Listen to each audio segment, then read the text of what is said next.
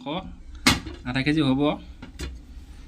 তাৰপিছত এইফালে এডাল পিঁয়াজ দেখিছেনে, এডাল পিঁয়াজ সেইটো গোটেইটো দিব লাগিব।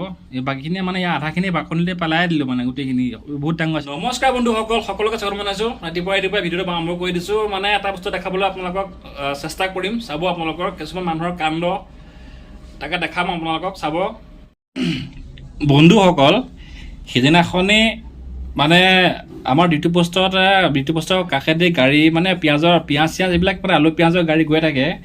তাৰপিছত আলু এনেই 50 টকা 2 কেজি বুলি 2.5 কেজি বুলি শুনি পেলাই এটাক পঠাই দিলোঁ। আলু পিঁয়াজ 50 টকা লৈ আহে যা, 50 টকা পিঁয়াজ লৈ আহে যা, 2.5 কেজি দিব। তাৰপিছত তাক পঠাই দিলোঁ। তাৰ কাণ্ডবিলাক দেখিলে আপুনি হাঁহি উঠিব। এটা চাব, আপোনাক দেখাই দিছোঁ মই।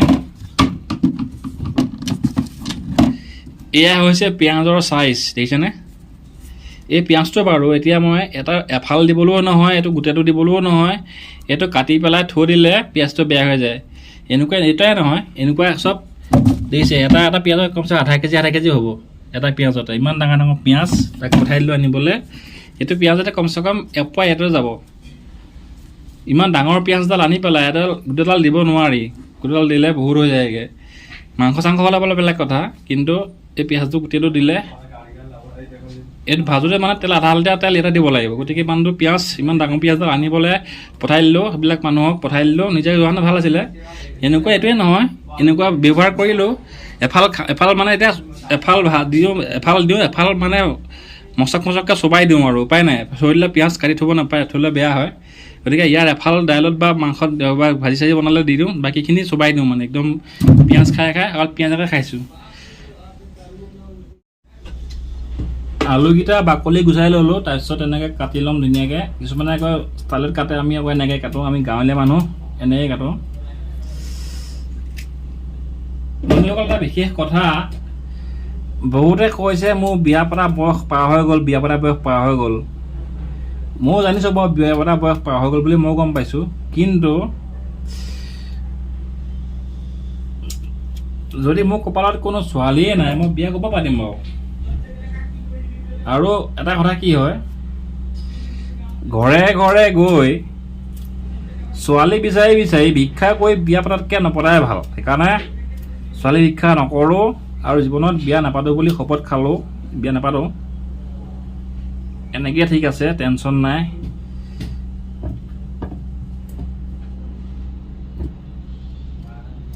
বিয়া পতা নাপতাৰ পৰা নিজৰ মনৰ কথা, এইটো কোনো ধৰা বন্ধা কথা নাই। যদি কপালত আছে ক'ৰবাত কেনেবাকৈ যদি কিবা পাক চক্কত পৰি যদি কেনেবাকৈ যদি কাৰোবাৰ লগত বিবাহ চকত আবদ্ধ হ'বলগীয়া হয়, সেইটো নাজানো। কিন্তু নিজৰ ইচ্ছামতে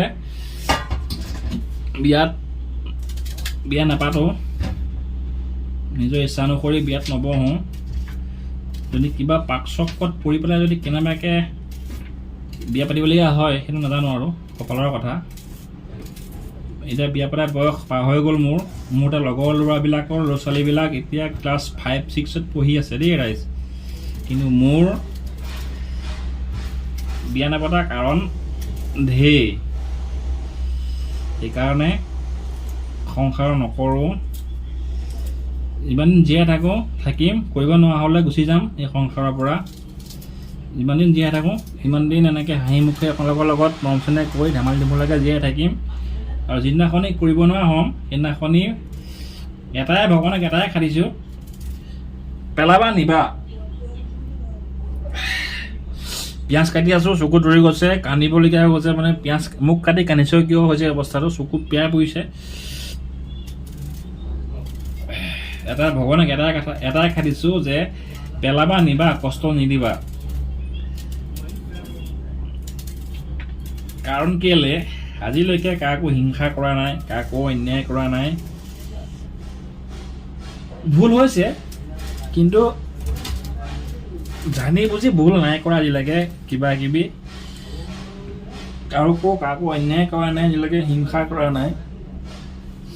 সেইকাৰণে কৈছোঁ, এটা কথাই কৈছোঁ যে পেলাবা নিবা, কষ্ট দি নাথাকিবা। ভগৱানক সেইটোৱে খাটিছোঁ। বহুত মানুহ যিবিলাক ঘপককৈ পৰি মৰি যায় সেইবিলাক মানুহৰ আত্মাবিলাক সেইবিলাক ভাল জীৱ। আৰু যিবিলাকে কষ্ট খায়, থেতেলা বেঙেনা খায় জীয়াই থাকে, থেতেলা বেঙেনা খাই মৰে, সেইবিলাক হৈছে সেইবিলাক কষ্ট বহুত, সেইবিলাক মৃত্যু বহুত কষ্টকৰ। তেনেকুৱা মৃত্যু নালাগে।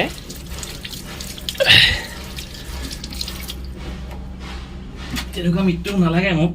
পেলাবা নিবা, ভগৱানক এটাই খাটিছোঁ। চকুকেইটা বেয়া পৰিছে, পেটটো পচন্দ কৰি লওঁ। এই জলকীয়া দেখিছে এনেকুৱা, কিন্তু কাম নাই, জাল চাল নাই। জলকীয়াবিলাক চেনি নিচিনা মিঠা, চাহৰ লগত খাব পাৰি। এইবিলাক জলকীয়া চাহৰ লগত খাব পাৰি, মিঠা মিঠা জলকীয়া।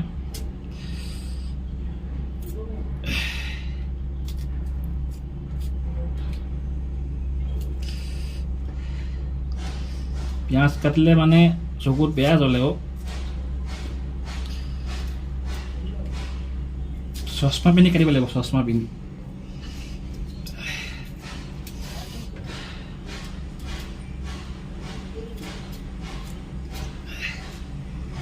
পিঁয়াজখিনি এটা পিঁয়াজ দিলে মাংসলৈ হৈ যায়। দেখিছেনে কিমানখিনি ওলালে এটা পিঁয়াজ? এতিয়া এটা পিঁয়াজ যদি মই ইমানখিনি যদি দাইলত বা ভাজিত দিলোঁহেঁতেন, কিমানখিনি তেল লাগিব বাৰু ভাজিবলৈ হ'লে? এতিয়া ইয়াত বাৰু মাংসত মই ইমানখিনিমানহে দিম, বাকীখিনি কেঁচাকৈ ঢালি দিম। এইখিনি গোটেইখিনি তেলত ভাজিবলৈ হ'লে পিঁয়াজখিনি তেল বহুত লাগিব। গতিকে অলপ কিমান তেলত ভাজি ল'ম, ভাজি পেলাই বাকীখিনি কেঁচা পিঁয়াজ মাংসত দিম। তেনেকৈ মাংসত দিওঁ। সেইকাৰণে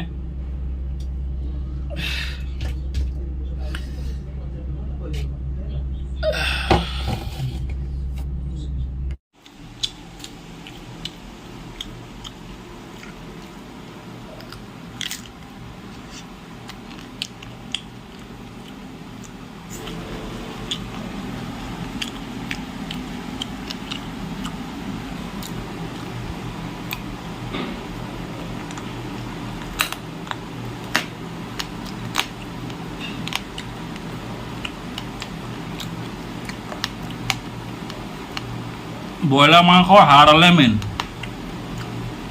মই আকৌ ব্ৰইলাৰ মাংস হ'লে হাড় নহ'লে খাই ভাল নাপাওঁ, হাড় দিয়ে আনো। এইবোৰ চব হাড় দি আহিছে, চব হাড় দি হয়।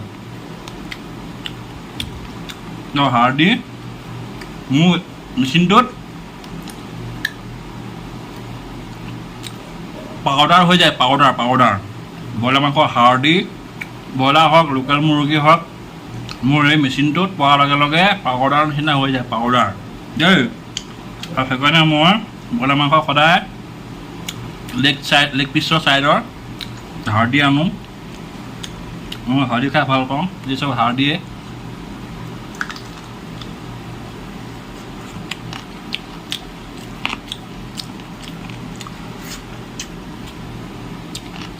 খাই লওঁ, তাৰপিছত লগ নাপাওঁ। বাই বাই, খাই পেলাই শুই দিম। বাই বাই, লগ পাম এইবিলাক ভিডিঅ'ত দেই। লাইক কৰি দিব, ফ'ল' কৰি দিব পেজটো, আৰু কমেণ্ট কৰি দিব। Bye bye.